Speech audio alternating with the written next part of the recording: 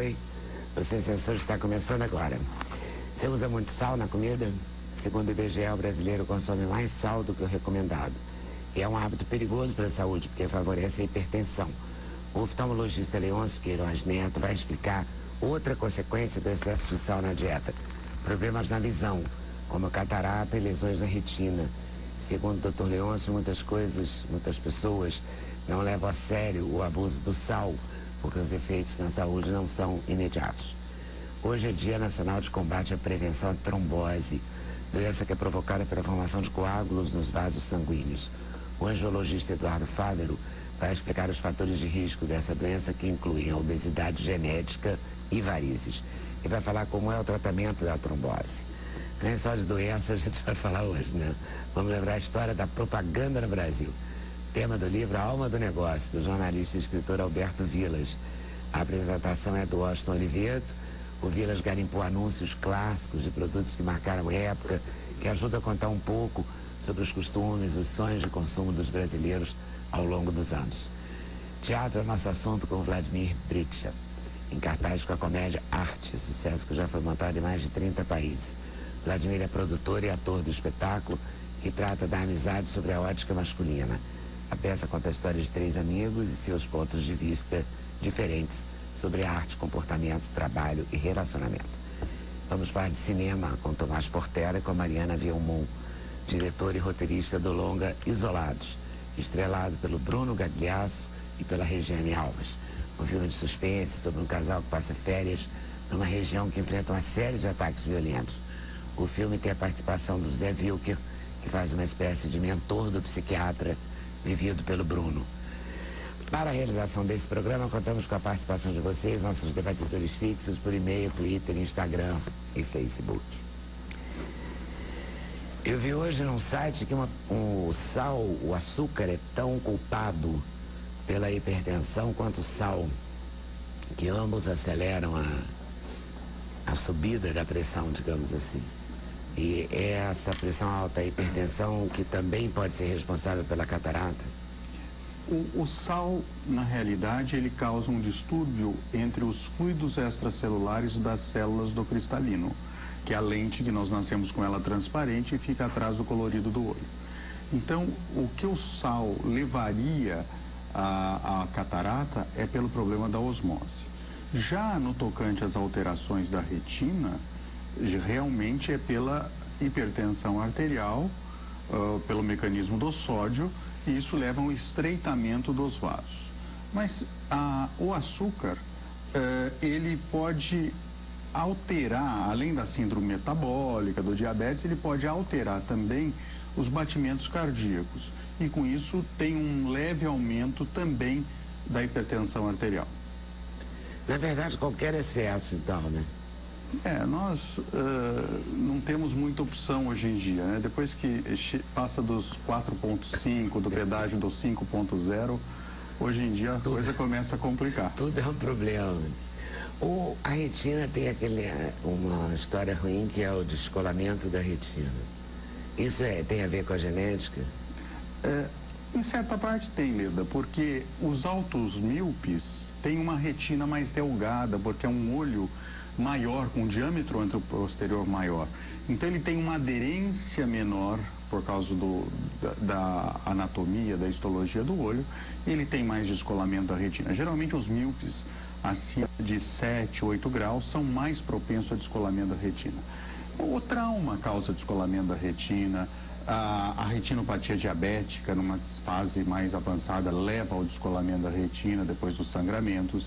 E tem também o que praticamente é 40%, 50% dos descolamentos, o descolamento da retina regmatogênico, o descolamento idiopático, que na verdade é a ignorância nossa que leva esses dois nomes bonitos. A falta de conhecimento. Né? O regmatogênico e o idiopático nós não sabemos por que acontece. Nós sabemos que o míope pode ter lesões predisponentes, sabemos de alguns fatores que podem levar ao descolamento da retina. Mas tem um grande número de descolamentos da retina que ocorre sem a gente saber a causa. Me perguntar uma coisa. E sobre o míope que operou? Eu já comecei a ficar preocupado aqui. Eu também fui alta míope. não chegou a ser tão alto, um 7, assim, não operei com 4,5, mas operando interfere, quer dizer, altera o risco, uma vez que você... Quem operou? Ele operou a miopia. A cirurgia refrativa, a laser, a cirurgia que hoje a gente realiza, você esculpe na córnea, você dá uma nova forma, você modela a córnea, mas você não deixou de ser míope. Sim. Você não deixou de ser míope porque o seu diâmetro anteroposterior, o tamanho do seu globo ocular é o mesmo.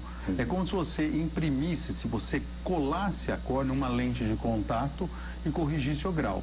Mas o míope, ele tem que fazer check-ups com o oftalmologista. Diz que míope não gosta de oftalmologista, né? Porque diz que vai lá no nosso consultório, nós só aumentamos o grau. Né? Mas ele precisa, ele precisa voltar para poder realmente ver se as lesões predisponentes, se não está tendo alguma alteração. O míope tem uma dispersão pigmentar maior, ele tem mais propensão ao glaucoma.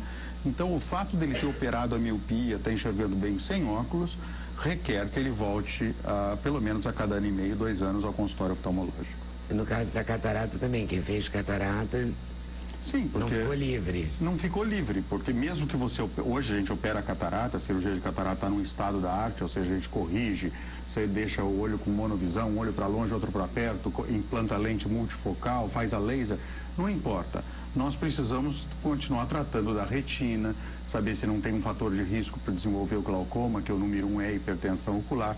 Então, os check-ups oftalmológicos são necessários. Aliás, 85% do nosso relacionamento com o meio ambiente é dado pelo sentido da visão. Então a gente precisa cuidar bem dele. Você é míope, Vilas? Não, assim, na verdade eu não sei o que eu tenho. Eu uso óculos desde 1971. Charme. Aí, assim, a cada 2 anos eu vou lá, ele aumenta um pouquinho. E eu tenho 3,5 graus no olho esquerdo. Mas eu uso óculos direto. Eu acordo, visto óculos e acabou. Assim. O Vilas tem hipermetropia. Obrigado. E a vista cansada para perto, né? Você precisa de um óculos para ler, tudo Mas isso. o óculos faz parte do meu corpo. Assim, eu não consigo sair sem óculos. Assim, faz parte da minha vestimenta. Assim, é uma coisa impressionante. Assim, isso mas também desde 71, né? Assim, então já tem... Você nem lembra de você sem ele. Sem óculos, não existe essa possibilidade. Acompanhando, então, por exemplo, se a sua mãe tem glaucoma, a sua tia tem glaucoma, você vai ter glaucoma? Você tem mais chances de ter. Não quer dizer que você tenha.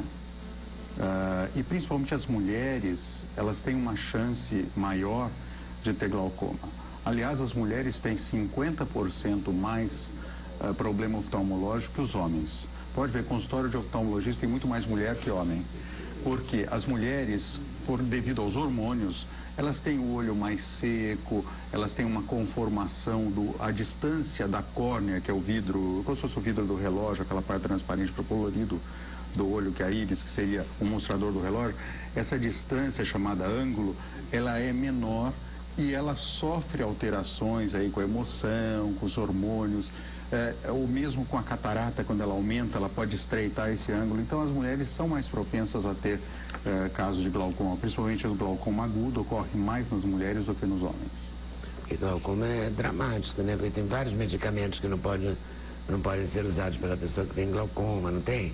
Verdade. Tem várias restrições. O glaucoma é a causa de cegueira número 1 em todos os países, nos mais desenvolvidos ou nos mais atrasados, e uma cegueira irreversível. Porque você pega a catarata, você operou, fica bem. O glaucoma, não.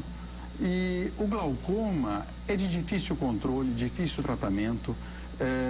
Eu diria para você que ainda nós, os médicos, toda a comunidade oftalmológica internacional, ainda não sabe a real causa do glaucoma. Nós pensávamos que o glaucoma fosse pressão ocular alta. Não é.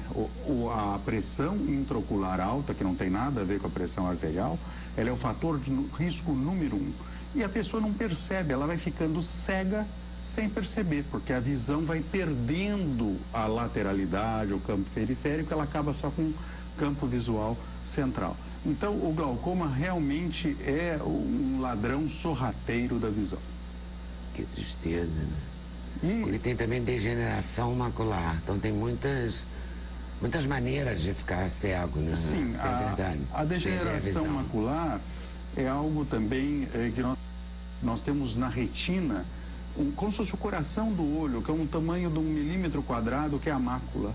E ali, com a juventude chegando, com os anos vindo, a gente acontece uma aterosclerose e problemas vasculares, você perde a visão central. Esse pontinho aí de 1 milímetro quadrado, que é do tamanho da cabeça daquele alfinete de costureira prateadinho, ele é responsável por 85% da nossa acuidade visual. Então, se você perder numa degeneração macular essa visão, você já perdeu 85%, fica só com visão periférica. Caramba. E isso, no Brasil, aí nós já temos hoje quase 1 milhão de brasileiros com degeneração macular. E eu diria para você, e deve ter uma relação com a radiação ultravioleta, com a alta carga solar, fala um pouco na luz azul, que hoje a gente usa nos estúdios, em casa, as lâmpadas frias, nós não sabemos ainda. Mas essa dá medo. O computador, né? Que as pessoas usam demais. O computador também. O que preocupa é que as pessoas que são míopes, têm hipermetropia, tem algum problema, elas vão ao oftalmologista. Quem enxerga bem não vai. Não vai. Não faz parte de um check-up, assim. Mas... Só vejo no oftalmologista quem é míope, deixou de ser, ou mas após os 40 anos, o braço fica curto. Então, não é certo você ir na farmácia e comprar o óculos, né? A refração, a correção da acuidade visual é a porta de entrada para a saúde ocular. Ou seja, na consulta oftalmológica, além dele verificar se você precisa de um simples óculos de perto, que você podia resolver na farmácia, o que é errado, você vai medir a pressão intraocular, vai fazer um mapeamento da retina, saber se não tem alguma outra alteração. E as pessoas que têm doenças sistêmicas, como hipertensão arterial, diabetes, reumatismo e uma série de outras até doenças, às vezes infecciosas, alterações, precisam visitar também o oftalmologista, porque o olho não é só o espelho da alma, ele também faz parte do nosso corpo e é muito responsável e sofre as alterações da nossa saúde sistêmica. E é responsável pela qualidade de vida, né? Qualidade de visão e qualidade de vida estão intimamente relacionados. Volta aí daqui a pouquinho, tá, doutor?